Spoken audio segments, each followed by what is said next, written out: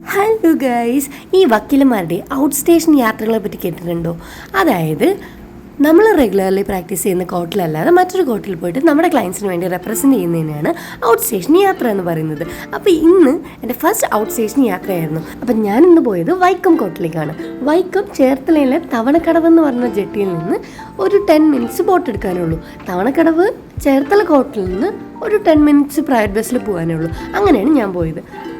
ബോട്ടിന് പകരം ബസ്സിന് പോയാൽ ഭയങ്കര ലോങ് ആണ്, ടൈം കൺസ്യൂമിങ് ആണ്. അങ്ങനെ ഞാൻ നേരെ ബോട്ട് എടുത്തു. സംഭവം ആലപ്പുഴ ജില്ലയിലാണ് ഞാൻ ജീവിക്കുന്നതെങ്കിലും ഞാൻ അധികം ബോട്ടിലൊന്നും കയറിയിട്ടില്ല. അതുകൊണ്ട് തന്നെ എനിക്കിത് വൻ എക്സൈറ്റ്മെൻ്റ് ആയിരുന്നു, ഭയങ്കര സന്തോഷമായിരുന്നു.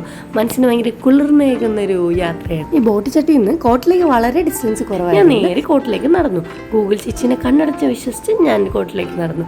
നേരത്തെ സ്വാഭാവികമായി എത്തിയതുകൊണ്ട് എനിക്ക് കുറേ സമയം മിച്ചമുണ്ടായിരുന്നു. അങ്ങനെ അവിടെ കൂടെ കോറിഡോറിൽ കൂടെ ഒക്കെ നടന്ന് കുറച്ച് കഴിഞ്ഞപ്പോൾ 11 ഒക്കെ ആയപ്പോൾ കോട്ട് കൂടി. അത് കഴിഞ്ഞ് എൻ്റെ ക്ലയൻറ്റിന് വേണ്ടി റെപ്രസെൻറ്റും ചെയ്ത് ഞാൻ കോട്ടിൽ നിന്ന് തിരിച്ചിറങ്ങി വീണ്ടും വൈക്കം ജെട്ടിയിൽ പോയി 6 രൂപയുടെ ടിക്കറ്റ് എടുക്കുന്നു. നേരെ തവണക്കടവിലേക്ക് പോകുന്നു. ഒരു പ്രൈവറ്റ് ബസ് എടുത്ത് ഓഫീസിലെത്തുന്നു.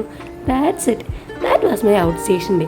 നമ്മുടെ കരിയറിൽ സന്തോഷം തരുന്ന കുഞ്ഞു കുഞ്ഞു ഫാക്ടേഴ്സാണ് ഇതുപോലുള്ള യാത്രകൾ.